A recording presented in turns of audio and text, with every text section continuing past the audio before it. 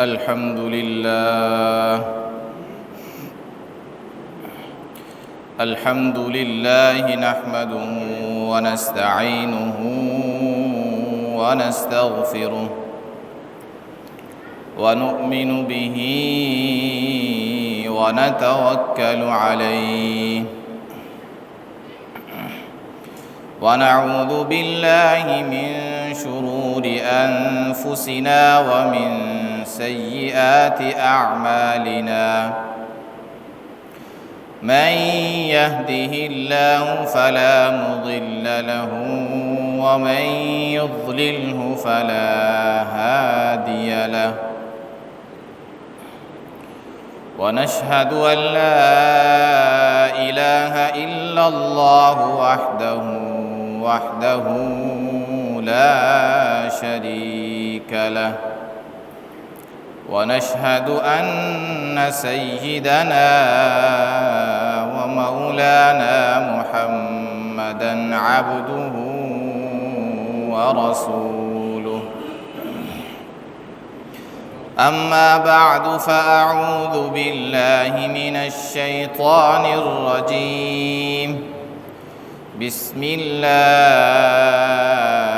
الرحمن الرحيم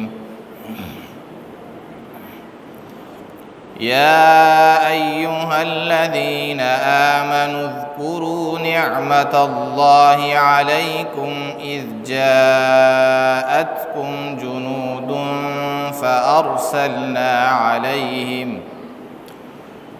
فأرسلنا عليهم ريحا وجنودا لم تروها وكان الله بما تعملون بصيرا صدق الله العظيم وصدق رسوله النبي الكريم ونحن على ذلك لمن الشاهدين والشاكرين والحمد لله رب العالمين إن الله وملائكته يصلون على النبي يا أيها الذين آمنوا صلوا عليه وسلموا تسليما اللهم صل على محمد وعلى آل محمد كما صليت على إبراهيم وعلى آل إبراهيم إنك حميد مجيد اللهم بارك على محمد وعلى آل محمد كما باركت على إبراهيم وعلى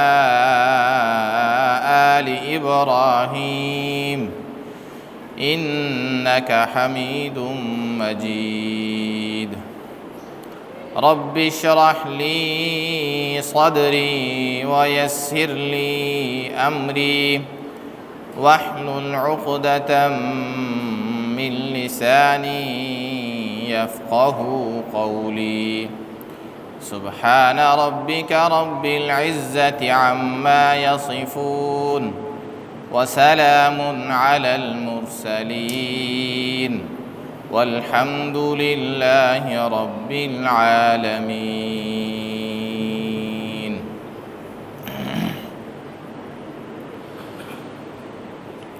حضرات گرامی،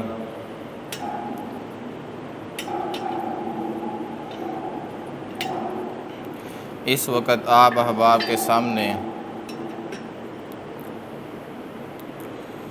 قرآن مجید کی سورۃ الاحزاب اس کی ایک آیت تلاوت کی ہے۔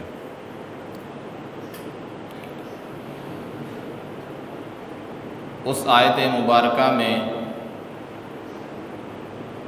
جس واقعے کی طرف اشارہ کیا گیا ہے اور اس واقعے کو تفصیل کے ساتھ اللہ تعالیٰ نے 2 رکوعوں کے اندر بیان کیا، اس کا تذکرہ آپ احباب کے سامنے کیا جائے گا، اور وہ تذکرہ اس مناسبت سے کیا جا رہا ہے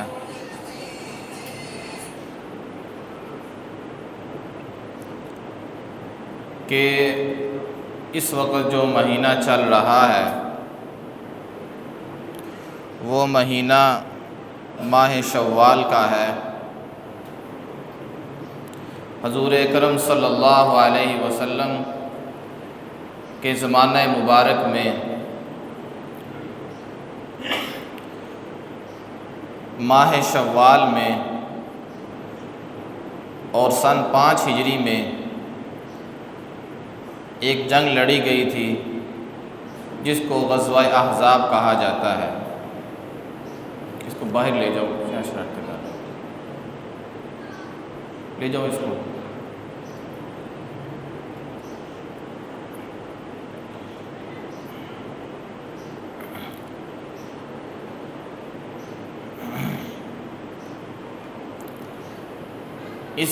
اس کے بارے میں کچھ بتانے سے قبل آپ کو ایک بات مختصراً بتا دوں۔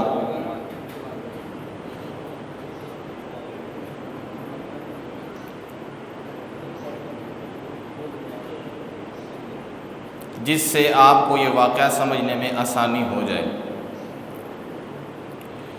غزوہ خندق یا غزوہ احزاب یہ ایک ہی جنگ کے 2 نام ہیں۔ غزوہ خندق بھی وہی جنگ ہے جس کو ہم غزوہ احزاب کہتے ہیں۔ ایک ہی جنگ کے 2 نام، غزوہ خندق اور غزوہ احزاب، یہ ایک ہی جنگ ہے۔ یہ سن 5 ہجری کے اندر ہوئی تھی اور شوال کے مہینے میں ہوئی تھی۔ اس کے بارے میں اور بھی روایات ہیں، لیکن صحیح ترین روایت یہی ہے کہ یہ سن 5 ہجری میں اور ماہ شوال میں ہوئی تھی۔ نبی صلی اللہ علیہ وسلم کے ایک صحابی ہیں، ان کا نام ہے عمر بن امیہ زمری رضی اللہ تعالی عنہ۔ ان سے کافروں کے 2 بندے قتل ہو گئے، غلطی کی وجہ سے 2 بندے قتل ہو گئے۔ اب ظاہر ہے آپ بھی جانتے ہیں کہ جب غلطی سے کوئی بندہ قتل ہو جائے تو اس کا بدلہ کیا دیا جاتا ہے؟ دیت۔ قصاص تو اس وقت ہوتا ہے کہ جب کوئی جان بوجھ کے قتل کرے، لیکن غلطی سے قتل ہو جائے تو پھر تو قصاص نہیں ہوتا، پھر دیت ہوتی ہے۔ اب دیت بہت زیادہ ہوتی ہے، اس کی بڑی تفصیل ہے، 100 اونٹ ہوتے ہیں، اس کے بارے میں کچھ تفصیل بھی ہے۔ تو نبی صلی اللہ علیہ وسلم کے صحابی سے 2 کافر قتل ہو گئے غلطی سے۔ اب ان 2 کافروں کی دیت ادا کرنی تھی، تو نبی علیہ السلام نے جن قبیلوں سے معاہدے کیے تھے کہ مشکل میں ہم تمہارا ساتھ دیں گے، تم ہمارا ساتھ دینا، ان میں سے ایک قبیلہ تھا بنو نذیر جو یہودیوں کا قبیلہ تھا۔ آپ ان کے پاس گئے اور ان سے جا کے کہا کہ بھائی ہمارے بندے سے 2 بندے قتل ہو گئے ہیں، ہم نے دیت ادا کرنی ہے، تو تم ہمارا تعاون کرو، ہمیں اس میں حصہ ڈالو، ہمارا تمہارے ساتھ معاہدہ ہوا ہے۔ تو بنو نذیر یہودیوں کا جو قبیلہ تھا، اس نے کہا کہ آپ آ جائیں، ہم تعاون کریں گے اور ہم مل کے 2 کافروں کی دیت ادا کریں گے۔ چنانچہ نبی علیہ السلام خود ان کے پاس گئے اور آپ کے ساتھ بڑے بڑے صحابہ نبی صلی اللہ علیہ وسلم کے ساتھ گئے۔ بنو نذیر کے لوگ جہاں رہتے تھے مدینہ میں، وہاں آپ گئے اور آپ ایک دیوار کے ساتھ بیٹھ گئے۔ اسی وقت یہودیوں نے یہ سازش کی کہ اس نبی کے اوپر دیوار کے پیچھے سے ایک پتھر گرا دیتے ہیں، بس یہ نبی ختم ہو جائے گا اور سارا قصہ ہی ختم ہو جائے گا۔ اللہ تعالیٰ نے بذریعہ وحی نبی علیہ السلام کو اطلاع دے دی کہ ان یہودیوں نے آپ کے قتل کا منصوبہ بنا لیا ہے۔ نبی صلی اللہ علیہ وسلم نے صحابہ سے کچھ نہیں کہا، بس جلدی سے اٹھ کے چلے گئے، اور یوں اٹھے کہ جس طرح بندے نے قضاء حاجت کے لیے اٹھنا ہوتا ہے تو وہ بندوں کے درمیان سے اٹھ کے چلا جاتا ہے، نبی علیہ السلام اس طرح اٹھ کے چلے گئے۔ اب صحابہ انتظار کر رہے ہیں کہ نبی علیہ السلام ابھی آتے ہیں، لیکن نبی علیہ السلام آئے نہیں۔ صحابہ کو نہیں پتہ چلا کہ نبی علیہ السلام کس ارادے سے اٹھے ہیں، اور پتہ نبی علیہ السلام کو بھی نہیں تھا کہ یہودیوں کا کیا ارادہ ہے، یہ تو اللہ نے بھی راہ کو بتلایا۔ اور صحابہ کو بھی نہیں پتہ چل سکا، اس لیے کہ غیب تو پھر اللہ ہی جانتا ہے۔ صحابہ سے بڑھ کر کوئی ولی نہیں ہے، اور نبی علیہ السلام سے بڑھ کر کوئی عظمت والا نبی نہیں ہے، تو نہ نبی علیہ السلام کو یہودیوں کی چال کا پتہ چل سکا، اللہ نے جبریل کے ذریعے بتلایا، اور خود صحابہ کرام کو نہ پتہ چل سکا کہ نبی علیہ السلام کس ارادے سے اٹھ کے گئے ہیں۔ وہ تاخیر ہوئی تو پھر پتہ چلا کہ یہ ہم خود پتہ کرتے ہیں کہ کیا ہوا۔ چنانچہ پھر نبی علیہ السلام کے صحابہ آپ کے پیچھے گئے، آپ سے جا کے ملاقات کی، آپ نے فرمایا ان یہودیوں نے میرے قتل کا ارادہ کیا تھا، اب ہم ان کے خلاف جنگ لڑیں گے، اب ہم ان کو مدینہ سے نکالیں گے۔ چنانچہ پھر وہ ایک لمبا واقعہ ہے، اس کے اوپر پوری ایک سورت ہے، 28ویں سپارے کی ایک سورت ہے، سورہ حشر، سبح للہ ما فی السماوات و ما فی الارض۔ اس سورت کے اندر اللہ نے یہ واقعہ بیان کیا ہے۔ اسی وجہ سے حضرت ابن عباس رضی اللہ تعالیٰ عنہما سورہ حشر کا نام دیتے تھے سورہ بنی نذیر، کہتے ہیں یہ سورہ بنی نذیر ہے اس لیے کہ اس میں بنو نذیر کا واقعہ بیان ہوا ہے۔ تو بہرحال نبی علیہ السلام پھر ان کے خلاف اکٹھے ہوئے، آپ کے صحابہ گئے اور ان کو مجبور کیا کہ وہ جگہ چھوڑ دیں۔ پھر اس طرح بنو نذیر کا جو قبیلہ تھا یہودیوں کا، وہ مدینہ سے نکل گیا اور چلا گیا خیبر۔ کہاں چلا گیا؟ خیبر۔ پھر آخر میں ان کو خیبر سے بھی نکال دیا گیا، لیکن اس وقت یہ خیبر چلے گئے۔ اب ان یہودی بنو نذیر کو تکلیف تھی کہ ہمیں مدینہ سے نکالا گیا، غلطی ان کی اپنی ہی تھی، نبی علیہ السلام کے قتل کا منصوبہ بنایا تھا، اب ان کو نکالا گیا، یہ چلے گئے خیبر میں، ان کو اس بات کی تکلیف تھی، چنانچہ یہ پھر گئے مکہ۔ کہاں گئے؟ مکہ۔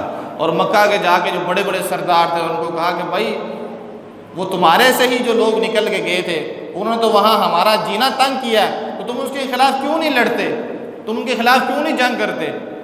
تو قریشی جو مکہ کے سردار تھے نا، انہوں نے یہودیوں سے کہا، جو یہودیوں کا ایک سردار گیا تھا 7 بندے لے کے گیا تھا، کہ تم یہ بتاؤ کہ محمد صلی اللہ علیہ وسلم ان کا دین اچھا ہے کہ ہمارا دین؟ اب یہودیوں کو یہ پتہ تھا کہ دین کس کا اچھا ہے؟ نبی علیہ السلام کا، کیونکہ نبی علیہ السلام قرآن کو مانتے تھے اور یہودی تورات کو مانتے تھے، وہ بھی اہل کتاب تھے اور وہ بھی اللہ کی توحید کے کسی نہ کسی درجے میں قائل تھے، عیسائیوں سے اچھے تھے۔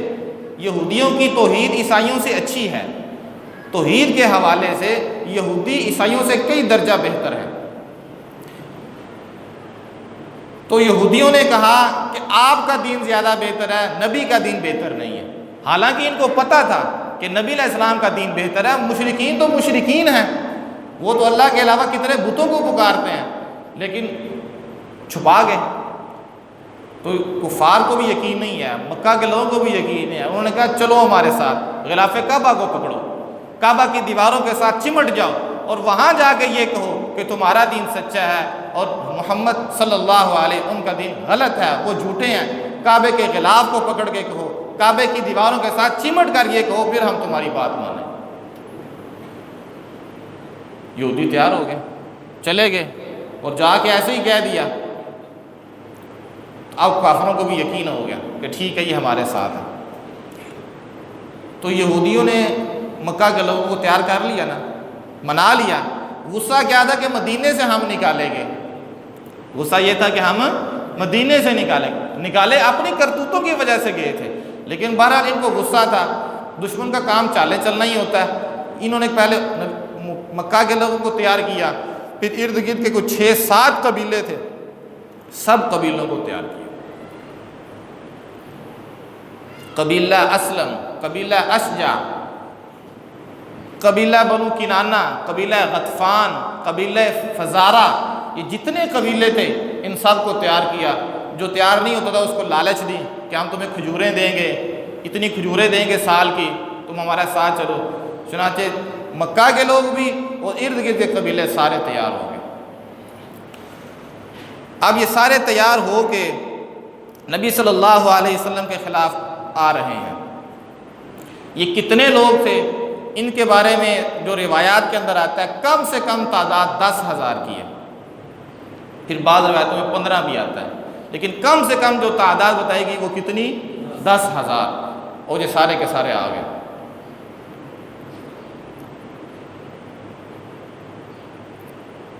نبی علیہ السلام کو بھی پتہ چلا، آپ نے بھی تیاری کی، صحابہ سے مشورہ کیا کہ ایسے حالات میں کہ جب پورا کفر ہمارے خلاف آ چکا ہے،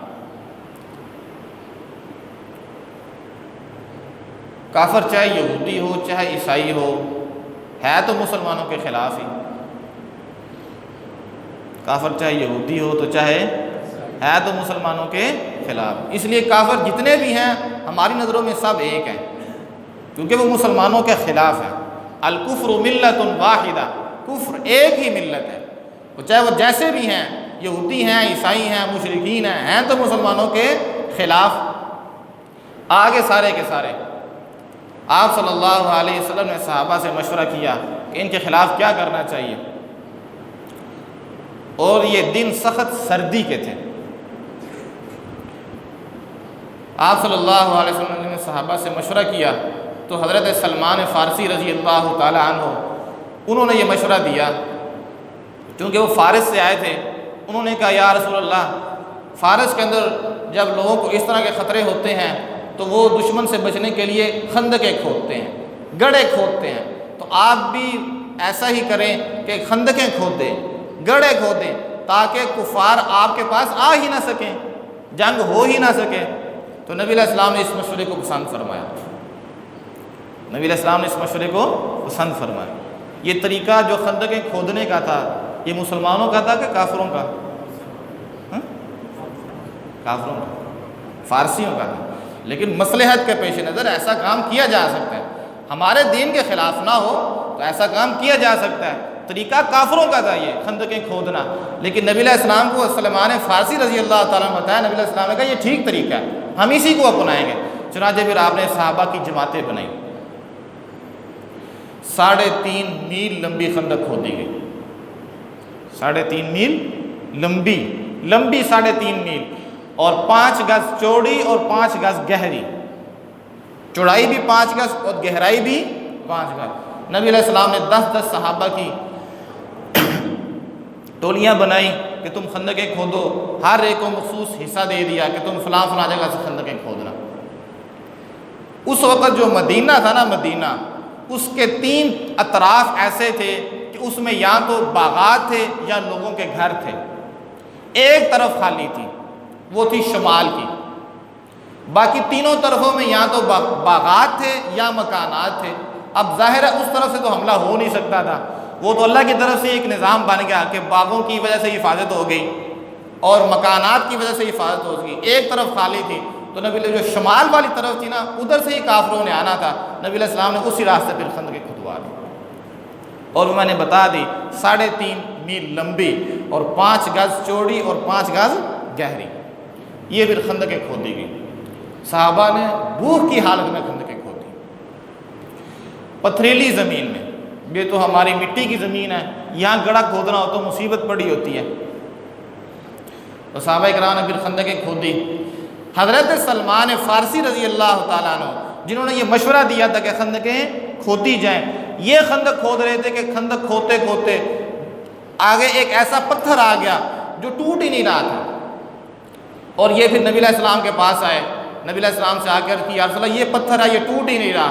تو آپ صلی اللہ علیہ وسلم خود پھر اس جگہ پہ اترے، اور آپ صلی اللہ علیہ وسلم نے پھر 3 دفعہ کدال ماری، وہ کدال ماری جاتی ہے جس سے پھر وہ پتھر ٹوٹتا ہے، تو آپ نے 3 دفعہ کدال ماری، ہر مرحلے میں وہ کدال ٹوٹتی گئی 3 مرحلے، جب 3 کدالیں آپ نے ماری تو 3 دفعہ مارنے کے ساتھ وہ بالکل ریزہ ریزہ ہو گئی، لیکن جب آپ نے پہلی دفعہ کدال ماری تھی اس سے روشنی نکلی تھی، دوسری دفعہ کدال ماری اس سے بھی روشنی نکلی، تیسری دفعہ کدال ماری اس سے بھی روشنی نکلی، اور آپ نے ہر دفعہ پھر ارشاد فرمایا کہ جب میں نے پہلی دفعہ کدال ماری تھی مجھے کسرا فارس کے محلات دکھائے گئے، دوسری دفعہ جب کدال ماری تو مجھے شام کے محلات دکھائے گئے، تیسری دفعہ جب کدال ماری تو مجھے صنعاء اور یمن کے محلات دکھائے گئے، اور اللہ نے مجھ سے یہ وعدہ فرمایا یہ جتنے بھی محلات ہیں یہ سارے کے سارے محلات اللہ تعالیٰ آپ کے ہاتھ پہ فتح عطا کرے گا، اللہ آپ کو فتح دے گا۔ آپ نے یہ بات بتائی، پھر جب آپ نے یہ بات بتائی تو منافقین کچھ منافقین وغیرہ تو منافق پیچھے ہی تھے، تو منافقین نے پھر مذاق اڑایا کہ کھانے کے لیے کچھ ہے نہیں ہے، کھانے کے لیے نبی علیہ السلام خود بھوک کی حالت میں تھے، کھانے کے لیے کچھ نہیں ہے تو کیسر و کسریٰ فتح کریں گے، لیکن ایک وقت آ گیا پھر مسلمانوں نے کیسر و کسریٰ کو فتح کر لیا مسلمانوں۔ اللہ نے تو کہا تھا کہ یہ اللہ تعالیٰ آپ کے ہاتھ پہ فتح کرے گا، لیکن یہ وعدہ پورا ہوا صحابہ کے ذریعے سے۔ حضرت عمر فاروق رضی اللہ تعالیٰ عنہ کے دور خلافت میں یہ سارے ممالک میں فتح ہو گئے، اللہ نے پھر فتح عطا فرمائی۔ اچھا، اس میں ایک بڑی دلچسپ بات یہ ہے کہ جب ٹولیاں بنی نا تو مہاجرین کے ساتھ انصار کے ساتھ بنی، وہ جو تقسیم کر رہے تھے، تو حضرت سلمان فارسی یہ نہ مہاجرین میں سے تھے نہ انصار میں سے تھے، یہ تو فارس سے آئے تھے، نہ یہ مکہ کے تھے نہ یہ مدینہ کے تھے۔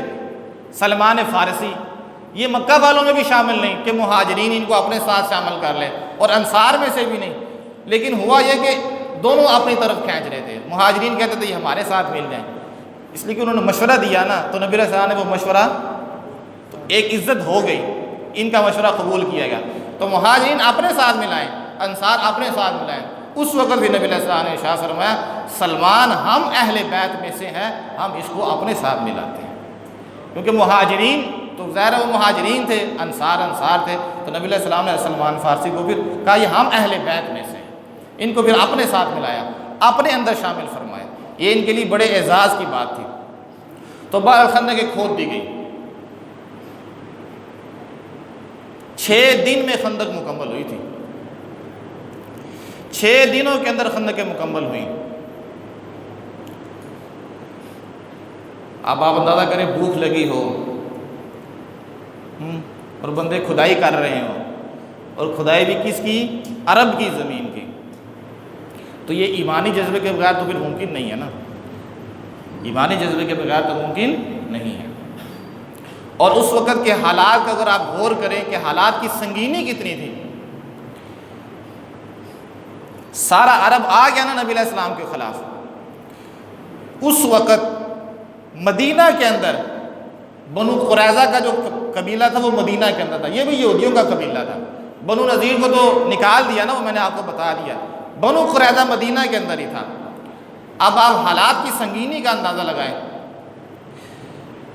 بنو قریظہ چونکہ مدینہ کے اندر تھا، تو یہ جو کافر آئے تھے نا مکہ سے، اور بنو نذیر جنہوں نے مکہ والوں کو تیار کیا تھا، میں نے پہلے بتا دیا، یہ سارے کچھ بندے مل کے بنو قریظہ کے پاس آئے اور آ کے عرض کی کہ ہمارے ساتھ مل جاؤ۔ پورا عرب محمد کے خلاف صلی اللہ علیہ وسلم اکٹھا ہو چکا ہے، تو تم بھی ہمارے ساتھ مل جاؤ، تم بھی ہمارے ساتھ مل جاؤ۔ اس نے کہا، بنو قریظہ والوں نے کہا ہم تمہارا ساتھ نہیں دے سکتے، محمد اور اس کے اصحاب غالب آ کر رہے ہیں کہ ہم تمہارا ساتھ نہیں دے سکتے۔ لیکن بات چیت چلتی رہی، گفتگو ہوتی رہی، آخر کار ایسا ہوا کہ بنو قریظہ جو مدینہ کے اندر رہتے تھے، اندر کے لوگ، یہ بھی تیار ہو گئے، ٹھیک ہے ہم تمہارا ساتھ دیتے ہیں۔ نبی علیہ السلام کو جب پتہ چلا آپ بڑے پریشان ہوئے۔ آپ نے اس بات کی تحقیق کے لیے چند صحابہ کو روانہ کیا کہ جاؤ بنو قریظہ قبیلے کے پاس اور ان سے جا کے پوچھو تمہارا کیا ارادہ ہے۔ اور آپ نے فرمایا اگر بنو قریظہ کے قبیلوں نے کفار کے ساتھ مل جانے کا تمہیں بتایا نا، تو پھر ادھر میرے پاس آ کے کھل کے نہ بتانا، پھر ڈکے چکے الفاظ میں بات کر دینا۔ اور اس قبیلے نے اگر مسلمانوں کے ساتھ مل جانے کا تمہیں بتایا تو پھر مجھے آ کے کھل کے بتانا۔ یہ نبی علیہ السلام کی بصیرت تھی کہ اگر بنو قریظہ کفار کے ساتھ مل جائیں اور ادھر آ کے مسلمانوں کو پتہ چل جائے تو مسلمانوں کے تو حالات بدل جائیں گے، مسلمان ذہنی طور پہ پریشان ہو جائیں گے۔ چنانچہ نبی علیہ السلام نے چند صحابہ کو روانہ کیا، بنو قریظہ کے پاس گئے، ان سے جا کے کہا بھائی تم کن کے ساتھ ہو؟ کفار کے ساتھ ہو، مسلمانوں کے ساتھ ہو، محمد صلی اللہ علیہ وسلم کے ساتھ ہو؟ تو بنو قریظہ نے کہا کون سا محمد؟ وہ کون ہے؟ انہوں نے کہا جس سے تم نے وعدہ کیا ہے۔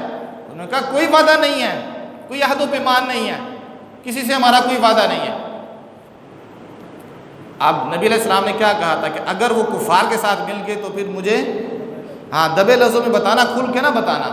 چنانچہ وہ صحابہ جب نبی علیہ السلام کے پاس آئے تو پھر بس اتنا کہا، عزل اور قارا، عزل اور قارا۔ یہ عزل اور قارا دو قبیلے تھے، انہوں نے مسلمانوں کے ساتھ دھوکہ دیا تھا، انہوں نے انہوں نے آگے کیا کہا؟ عضل اور قارہ. بس نبی علیہ السلام سمجھ گئے جس طرح عضل اور قارہ نے ہمیں دھوکہ دیا تھا اب یہ بھی ہمیں دھوکہ دے گا. نبی علیہ السلام کو سمجھ آ گئی. اب نبی علیہ السلام ہو گئے بہت پریشان. اس پریشانی کا تذکرہ قرآن مجید کے اندر بھی ہے. اذ جاءوکم من فوقکم ومن اسفل منکم واذ زاغت الابصار وبلغت القلوب الحناجر. جب دشمن اوپر سے بھی آ گیا تھا نیچے سے بھی آ گیا تھا. مدینہ کے اندر دشمن بنو قریظہ خلاف ورزی کر دی اور باہر کافروں کا اتنا بڑا لشکر وہ حملہ آور ہو گیا. اندر بھی دشمن باہر بھی دشمن. وَإِذْ زَاغَتِ الْأَبْصَارُ تمہاری آنکھیں کھلی کی کھلی رہ گئی. وَبَلَغَتِ الْقُلُوبُ الْحَنَاجِرَ اور تمہارا دل گلے تک آ گیا. تمہارا دل گلے تک آ گیا کہ بس مرنے کے قریب تھے. وَتَظُنُّونَ بِاللَّهِ الظُّنُونَ تم اللہ کے بارے میں طرح طرح کے گمان کرنے لگے کہ اب کیا بنے گا, اللہ کی مدد کس شکل میں آئے گی. هُنَالِكَ ابْتُلِيَ الْمُؤْمِنُونَ وَزُلْزِلُوا زِلْزَالًا شَدِيدًا. یہ وہ وقت تھا کہ جب مومنین سخت آزمائش کے اندر آ گئے. وَزُلْزِلُوا زِلْزَالًا شَدِيدًا اور مومنوں کو سختی کے ساتھ ہلا دیا گیا. جس طرح زلزلہ آ جائے تو عمارتیں نہیں ہل جاتی, یہ وہی لفظ ہے. وَزُلْزِلُوا زِلْزَالًا شَدِيدًا سخت ہل کے مسلمان اب کیا بنے گا, یہ حالت بن گئی. لیکن اللہ تعالیٰ نے ان کے اوپر دلوں کے اوپر روک ڈال دیا, ان کے آگے آنے کی ان کے اندر ہمت نہیں ہوئی. اب کفار مکہ جو تھے جن کے خلاف نبی علیہ السلام نے خندق کھودی تھی, انہوں نے پھر فیصلہ کیا کہ اب ہم خندقوں کو کراس کریں گے. اب ظاہرہ خندق 5 گز تو وہ گہری ہے. اب پہلے تو اندر گھسیں گے نا, پھر چھلانگ لگائیں گے, پھر اتنی آسانی سے بھی باہر نہیں نکلا جائے گا. چنانچہ پھر کچھ کافروں نے ہمت کی, وہ پھر آگے آئے, انہوں نے آ کے مقابلہ بھی کیا. بس اس پہ میں پھر 1-2 واقعہ سنا کے بعد ختم کرتا ہوں, باقی واقعہ پھر آپ کو اگلے جمعے سنایا جائے گا. عمر بن عبد ود ایک یہ آیا, اس نے وہ خندق کراس کی, سامنے آیا اور اس نے کہا کوئی ہے مقابلہ کرنے والا. تو اس کا مقابلہ کرنے کے لیے حضرت علی رضی اللہ تعالیٰ عنہ آئے. حضرت علی رضی اللہ تعالیٰ نے پہلے آج اس کو دعوت دی کہ تم اسلام قبول کر لو, محمد صلی اللہ علیہ وسلم کی بات کو مان لو. تو یہ کہتا ہے مجھے کوئی ضرورت نہیں ہے, مجھے ایمان لانے کی, اسلام قبول کرنے کی کوئی ضرورت نہیں ہے. تو حضرت علی نے کہا پھر میرے سے مقابلہ کرو. اس نے کہا تم بچے ہو, میں تم سے مقابلہ نہیں کرنا چاہتا. حضرت علی نے کہا میں تو کرنا چاہتا ہوں, میں تو لڑنا چاہتا ہوں. اس کو پھر غصہ آیا, اس نے پھر وار کیا حضرت علی رضی اللہ تعالیٰ عنہ پہ. وہ وار حضرت علی کے سر کے اوپر لگا. کوشش کی حضرت علی نے روکنے کی, وہ رکا لیکن سر کے اوپر لگا. پھر حضرت علی نے دوبارہ وار کیا. حضرت علی کے وار کو یہ پھر برداشت نہ کر سکا اور حضرت علی کا ایک ہی وار تھا, ایک ہی وار کے اندر اس بہادر کو حضرت علی نے قتل کر دیا. نعرہ بلند ہو اللہ اکبر. مسلمانوں کو پتہ چل گیا کہ کافر مارا گیا. یہ بہت بڑا پہلوان تھا, حضرت علی رضی اللہ تعالیٰ عنہ نے اس کو مارا تھا. اسی دوران ایک اور کافر تھا عبداللہ بن نوفل, وہ بھی خندق کراس کر کے آیا, اس کو بھی مارا گیا. بلکہ وہ خود ہی مر گیا. وہ اس طرح مر گیا کہ وہ جب خندق کے اندر گرنے لگا نا تو وہ اس کے ساتھ صحیح طرح گر سکا, اس کی جو گردن تھی وہ نیچے زمین پہ لگی اور اسی پہ وہ مر گیا. نبی علیہ السلام نے جب دیکھا کہ یہ تو مر گیا ہے تو کافروں نے نا کچھ چیز بھیجی, اونٹ بھیجے یا کوئی اس طرح کی چیزیں بھیجی کہ یہ لے لو اور اس کی لاش دے دو. ہوتا ہے نا قیدی چھڑاتے ہیں, بندے لیتے دیتے ہیں, جب اس طرح بندے مارے. نبی علیہ السلام نے فرمایا یہ خود بھی خبیث تھا, کافر جو تھا, اور اس کے بدلے میں جو رقم آ رہی ہے وہ بھی خبیث ہے. ہمیں نہ ان پیسوں کی ضرورت ہے نہ اس کی لاش کی ضرورت, لے جاؤ اس کو, پیسے بھی لے جاؤ اور اپنی لاش بھی لے جاؤ, ہمیں کوئی ضرورت نہیں ہے. چنانچہ آپ نے نہ وہ قیمت لی نہ ہی وہ لاش کو اپنے پاس, وہ کافر کی لاش تھی, آپ نے اس کو دھتکار دیا. قرآن مجید کے اندر اللہ کا ارشاد ہے ان شر الدواب عند اللہ الذین کفروا. اللہ کو سب سے برے لوگ, زمین کے اوپر چلنے والے جتنے بھی ہیں, سب سے برے لوگ وہ لگتے ہیں جو ایمان قبول نہیں کرتے. سب سے برے لوگ ان شر الدواب عند اللہ الذین کفروا, زمین کے اوپر چلنے والے جتنے بھی ہیں سب سے برے لوگ وہ ہیں جو ایمان قبول نہیں کرتے. تو عالم ہے تو خبیث ہے, یہ ملعون ہے, اس کے بدلے میں جو رقم آ رہی ہے وہ بھی خبیث اور ملعون ہے. نہ ہمیں اس رقم کی ضرورت ہے نہ اس کی لاش کی ضرورت, واپس کا تو سنا ہے. چنانچہ پھر آپ نے سارا کچھ واپس کر دیا. تو اب اس کے آگے کچھ اور واقعات بھی ہیں. پھر ان سے مقابلہ ہوا, کافی دن اسی طرح باتیں چلتی رہیں، سلسلہ چلتا رہا، ادھر یہودیوں کی طرف سے بھی پریشانی رہی، باقی جو واقعات ہیں وہ انشاءاللہ آئندہ جو عرض کیے جائیں گے۔ اللہ تعالیٰ عمل کی توفیق عطا فرمائے۔